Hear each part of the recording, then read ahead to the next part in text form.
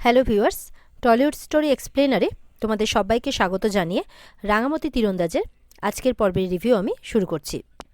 শুরুতেই বৃন্দা বলছে, যাক বাবা, মাও তাহলে কনভিন্সড হয়ে গেছে। এরপর বৃন্দা একলব্যের বিয়ের কাজকর্মগুলো তাড়াতাড়ি করে নিতে বলছে একলব্যের বাবাকে, আর বাইরের সমস্ত কাজকর্মগুলো সভ্য সাত্তকী এদের সবাইকে সামলে নিতে বলছে, আর বাড়ির কাজকর্মগুলো সে আর ময়না সামলে নেবে, এমনটাই বলছে বৃন্দা। এছাড়া পাঞ্চালী, অঙ্কুর, অদিতি প্রত্যেকেই কিছু কিছু করে দায়িত্ব নিলে একলব্যের বিয়েটা হৈ হৈ করে হয়ে যাবে। তখন ময়না রাঙার কথা বলছে, জিজ্ঞেস করছে বৃন্দাকে সে বিয়ে পর্যন্ত থাকবে কিনা। বৃন্দা বলছে রাঙা অবশ্যই থাকবে, কারণ বাড়ির কাজের লোকের আমি ভরসা করতে চাই না, মানে বাড়ির কাজের লোকদের আমি ভরসা করতে চাই না, তাই রাঙা থাকলে আমাদের কোনো চিন্তাই হবে না, তাই না একলব্য? একলব্য বলছে, হ্যাঁ বড় বৌদি, তুমি ঠিক কথাই বলেছ, সত্যি রাঙার তো থাকাই উচিত। এরপর একলব্য রাঙাকে বলছে, আহিরি আর আমার বিয়েটা তুমি দাঁড়িয়ে থেকে দেবে, তাহলে তো হয়েই গেল। এই সুযোগে বিয়েটাও দেখে নিতে পারবে আর আনন্দও করতে পারবে, তোমার মনের ইচ্ছেটাও পূর্ণ হয়ে যাবে। আর বলছে যে এই বিয়েতে সমস্ত খরচা, ডেকোরেটর, ক্যাটারার, সমস্ত কিছু যাবতীয় খরচা আমি দেব, আর এমনভাবে সাজাবো না, রাঙার দিকে তাকিয়ে বলছে একবারে তাক লাগিয়ে দেব। এটা শুনে একলব্যের মা কাঁদতে থাকে। একলব্য তখন নিজের ঘরে চলে যায়। মেজদা, বৃন্দা, ময়নারা আনন্দে লাফাতে থাকে। বৃন্দা একদম লাফাতে লাফাতে বলছে, তাহলে আমরা কালকেই পুরোহিত মশাইকে খবর দিই, বিয়ের ডেটটা ফাইনাল হয়ে যাক। আরণ্যকের বাবা তখন বলছে, দাঁড়াও, আগে ডিভোর্সটা হয়ে যাক, তারপর বিয়ের দিন তো যে কোনো দিন বার করে নেওয়াই যাবে। এটা শুনে তখন বৃন্দা চুপ হয়ে যায়। সাত্তকী বৃন্দাকে বলছে, এই কার্ডটার ছাপানোতে আমি আছি, আর আমি তেমন আর কিছু আমি করতে পারবো না। বর্দাকে জিজ্ঞাসা করছে, তুই কি করবি?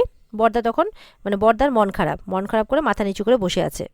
আর সাত্তকীকে বলছে, বাবা যা বলবে তাই করব। এই বলে সবাই সেখান থেকে চলে যায়।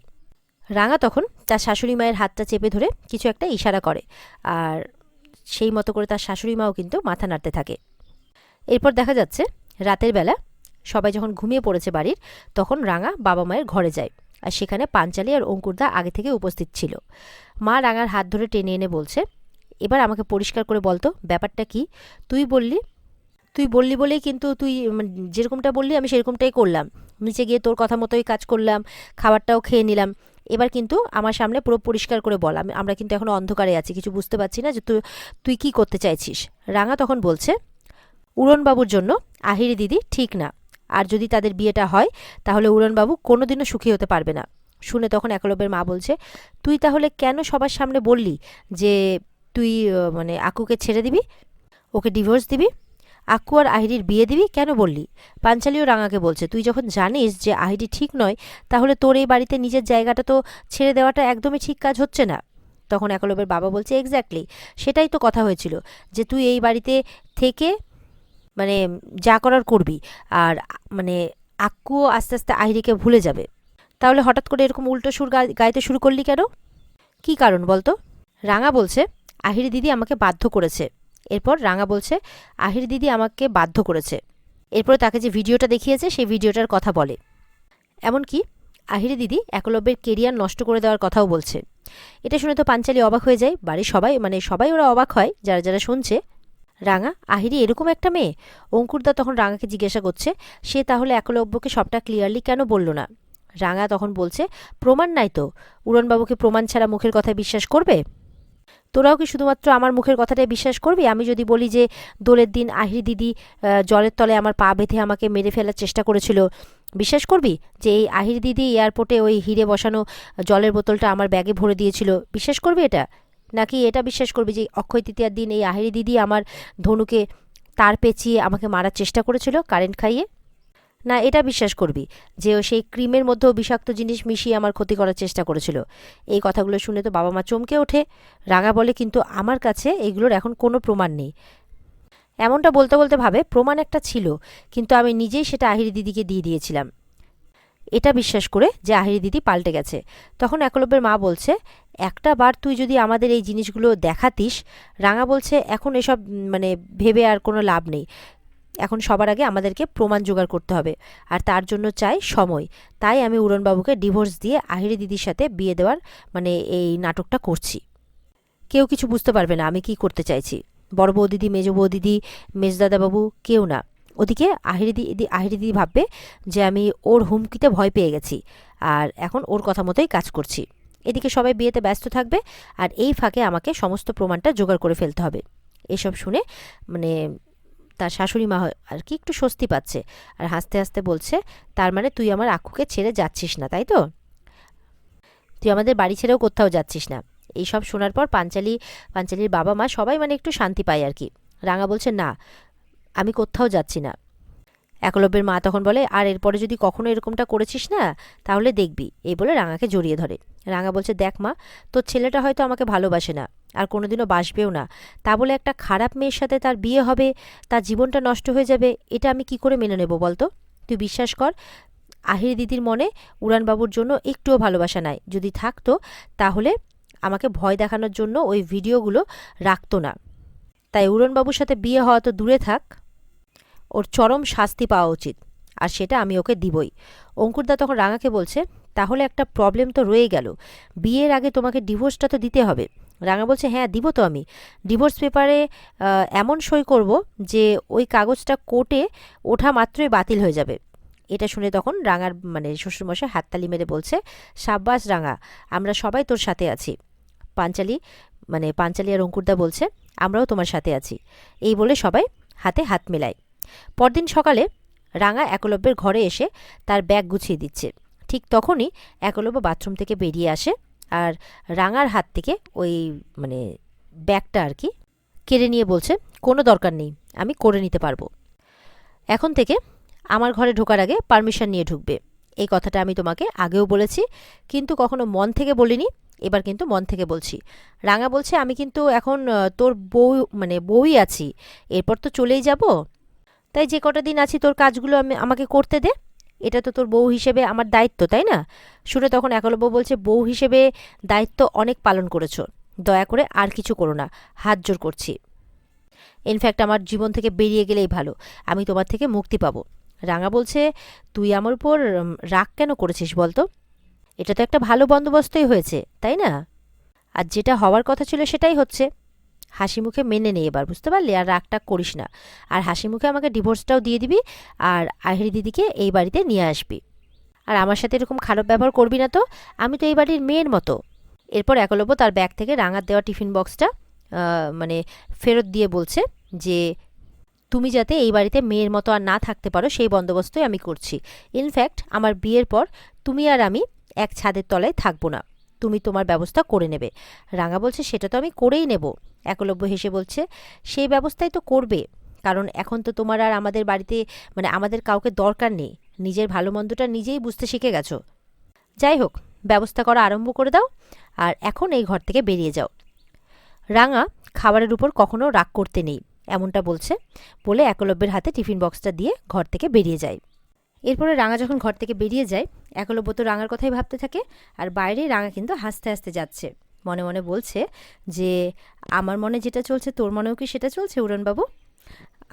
আমি কি তোর অভ্যেসে পরিণত হয়ে গেছি? এমনটা বলছে আর মনে মনে হাসছে, মনে মনেই বলছে আর মনে মনে হাসছে। তারপর সেখান থেকে চলে যায়। এদিকে বৃন্দা আহিরিকে ফোন করে তো একদম খুব খুশি, সব জোগাড়জাটি এখানে শুরু হয়ে গেছে, বিয়ের তোড়জোড় শুরু হয়ে গেছে।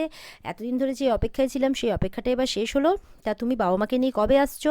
আহিরি বলছে, আমি তো কালকেই আসছি। বলছে, ব্যাস তাহলে তো আর হয়েই গেল। এই বলে ফোনটা রেখে দেয়, একদম বিশাল আনন্দ। তখন তার বর্দা আর কি পেছনে এবার অফিস টফিস বেরোবে হয়তো, জামা টামা পরছে। আর বর্দার কিন্তু একদম রাজি না, কারণ বর্দাও রাঙাকেই ভালোবাসে, আহিরিকে পছন্দ করে না। এখন বউয়ের জন্য হাসতে হচ্ছে তাকে বাধ্যতামূলক। বলছে যে, তোমাকেও কিন্তু আনন্দে থাকতে হবে, তোমাকেও কিন্তু সব জোগাড়জাটি করতে হবে। বলছে, হ্যাঁ হ্যাঁ। আর যখন বৃন্দা অন্যদিকে তাকিয়ে কথা বলছে তখন বৃন্দাকে ভেঙাচ্ছে, কারণ বর্দাও কিন্তু জানে যে তার বউ কেমন আর রাঙাকে সে খুব ভালোবাসে। এরপর বলছে, তুমি যদি উল্টো সুরে গান গেয়েছো না, তারপর দেখাবো মজা। এই বলে একটা কিল মারে তার বরকে। বলছে, ও সোনা, তুমি আমাকে মারছো কেন? আমি কেন উল্টো সুরে গান গাইবো? এই বলে বৃন্দা চলে যায়। আর বর্দা বেচারা কি আর করবে, বউয়ের মুখের দিকে তাকিয়ে অভিনয় করে করে হাসছে, আর ভেতর ভেতর তো বউয়ের কথাই রাজি হচ্ছে না, ভেতর ভেতর তো রাঙাকেই চাইছে। এরপর সত্যজিৎ বাবুর সাথে রাঙা দেখা করতে গেছে। রাঙা বলছে, শোন, আমি যেই নাম্বারগুলো তোকে দিয়েছিলাম আহিরি দিদির ফোন থেকে, তুই চেক করে দেখবি তো যে কার কার সাথে যোগাযোগ করছে। যদি সে হিরে ব্যবসায়ীর সাথে কোনো রকম হিরে ব্যবসায়ীর কোনো রকম লিঙ্ক আমরা পেয়ে যাই, যদি তাকে আমরা নিয়ে আসতে পারি সামনে, আর আহিরি দিদি যদি সবটা মানে সবার সামনে স্বীকার করে নেয়, তাহলে খুব ভালো হবে। তখন সত্যজিৎ বলছে, তুমি কি খুব সহজ মনে করছো রাঙা এগুলোকে? ওকে অত কাঁচা প্লেয়ার ভেবো না তুমি। তুমি ভাবছো যে বিয়ের আনন্দে তুমি ওর মন ঘুরিয়ে রাখবে, তুমি ডিভোর্স দিয়ে দেবে, ও কিছু বুঝতে পারবে না। কিন্তু সেটা তো হবে না। ও অত কাঁচা নয়, ও সব বুঝতে পারবে যে নিশ্চয়ই এগুলোর পেছনে তোমার কোনো উদ্দেশ্য আছে। তাই জন্য এত কাঁচা ওকে ভেবো না। আর এত সহজে ও হিরে পাচারকারীর নাম বলবে না, এটা হয় নাকি কখনো? কখনো হবে না। তার মধ্যে তো তুমি বিয়ের সমস্ত ব্যবস্থা করেই নিয়েছো বসুবাবুর সাথে, তাহলে ও কেন এটা বলতে যাবে? একটু বোঝার চেষ্টা করো। আর ওদিকে বৃন্দা, মানে তার আগে সত্যজিৎবাবু এটাও বলে, তুমি যে ইন্টিমেট ভিডিওটার কথা বলছো, দেখা গেল তোমাদের বিয়ের অনেক আগেরই সেটা ভিডিও করে রেখেছে অলরেডি, বুঝতে পেরেছো? তখন রাঙা সেটা শুনে অবাক হচ্ছে। আর এদিকে বৃন্দা তার শাশুড়ি মাকে বলছে, আচ্ছা মা, রাঙাকে কি আপনি কোনো কিছু দিয়ে রেখেছিলেন? না মানে যদি গয়নাগাটি বা অন্য কোনো কিছু আপনি দিয়ে রাখেন, তো সেগুলো কি রাঙার কাছেই থাকবে, না ওর কাছ থেকে নিতে হবে? আসলে আহিরিকেও তো গয়নাগাটি দিতে হবে। তখন একলব্যের মা বলছে, বাবা, আহিরিকে কি দিতে হবে না দিতে হবে সেটা নিয়ে তোমার এত মাথা ব্যথা কিসের শুনি? একলব্যের মা কিন্তু বৃন্দার কোনো কথাই পাত্তা দিচ্ছে না। বৃন্দা বলছে, আপনি একদম মনে মনে প্রস্তুত হয়ে যান আহিরিকে বউ হিসেবে এই বাড়িতে তোলার জন্য, বরণ করে। তখন সেখানে পাঞ্চালিও আসে। বৃন্দার কথা শুনে খুব রেগে যাচ্ছে। বলছে, আমি বুঝতে পারছি আপনার মন থেকে মেনে নিতে অসুবিধা হচ্ছে একটু আহিরিকে, আপনি রাগাকে ছাড়তে পারছেন না, কিন্তু দেখবেন সব কিছু আস্তে আস্তে ঠিক হয়ে যাবে। তো আপনি যদি একটু গয়নার লিস্টটা আমাকে দিয়ে দিতেন যে রাঙার কাছে কি কি আছে, তাহলে খুব সুবিধে হতো আর কি। পাঞ্চালিও চুপ করে আছে, তার মাও চুপ করে আছে, তার কথার কোনো উত্তর দেওয়ার প্রয়োজন বোধ করছে না তারা। এদিকে সত্যজিৎ বাবু বলছেন যে ও শুধুমাত্র সময়ের অপেক্ষায় ছিল, যে যেই দিন একলব্য মানে ওকে বিয়ে করতে রাজি হবে না বা কোনো রকমের কোনো সমস্যা ক্রিয়েট করবে, তখনই ওই ভিডিওটা দেখিয়ে ও ব্ল্যাকমেল করবে, বুঝতে পেরেছো? ও কিন্তু খুব ডেঞ্জারাস মেয়ে রাঙা। ও কিন্তু ভালো মতো করে আটঘাট বেঁধে নেমেছে। ও এটাও ভালো করে জানে যে তোমার সাথে পুলিশের একদম খুব ভালো সম্পর্ক আছে। সুতরাং ওকে এত মানে ঢিলাভাবে নিও না কিন্তু। ও যদি সুযোগ পায় ওর প্রেমিককেও ছাড়বে না, সময় মতো ওকেও ব্ল্যাকমেল করবে। ও নিজের স্বার্থের জন্য সব কিছু করতে পারে, তাই ওর এগেনস্টে যা কিছু করতে হবে ভেবেচিন্তে করতে হবে। ও নিজেকে সব দিক থেকে প্রোটেকশন নিয়েই কিন্তু নেমেছে, তাই ওকে ধরাটা এত সহজ হবে না। রাঙা বলছে, ধরতে তো হবেই রে পুলিশ স্যার, তাই পুলিশের মাধ্যমে আমাকে সব প্রমাণটা জোগাড় করতেই হবে, তবেই উড়ানবাবু আমার কথা বিশ্বাস করবে, না হলে করবে না। সত্যজিৎবাবু বলছেন, তুমি কোনো চিন্তা করো না রাঙা, আমি সব ব্যবস্থা অলরেডি করে ফেলেছি। সিভিল ড্রেসে অলরেডি অনেক পুলিশকে পাঠানো হয়েছে তাকে ফলো করার জন্য, যে সে কোথায় যাচ্ছে, কখন যাচ্ছে, কার সাথে উঠছে বসছে সব কিছু। রাঙা বলছে, তাহলে তো খুব ভালোই হয় রে, সবসময় কেউ যদি ওর উপর নজর রাখে তাহলে খুব ভালো হয়। আর তুই দেখবি আহিরি দিদি একটা না একটা ভুল অবশ্যই করবে, আর আমরা অমনি কিন্তু সূত্রটা পেয়ে যাব। তখন সত্যজিৎবাবু বলছেন, ঠিক আছে রাঙা, অত চিন্তা করতে হবে না, তুমি এখন বাড়ি যাও, ওদিকটা সামলাও, বুঝতে পেরেছো, সাবধানে থেকো। এই বলে সত্যজিৎবাবু সেখান থেকে চলে যান। আর রাঙাও ভাবতে থাকে। আর এখানেই আজকের পর্ব শেষ হয়ে যায়। তো এই ছিল আজকের পর্বের রিভিউ। আশা করব তোমাদের সবার ভালো লাগবে। ভালো লাগলে আমাদের কমেন্ট করে অবশ্যই জানাবে। দেখা হবে তোমাদের সাথে আবার আগামীকালকে নতুন পর্বের রিভিউ নিয়ে। সবাই ভালো থাকবে। টাটা।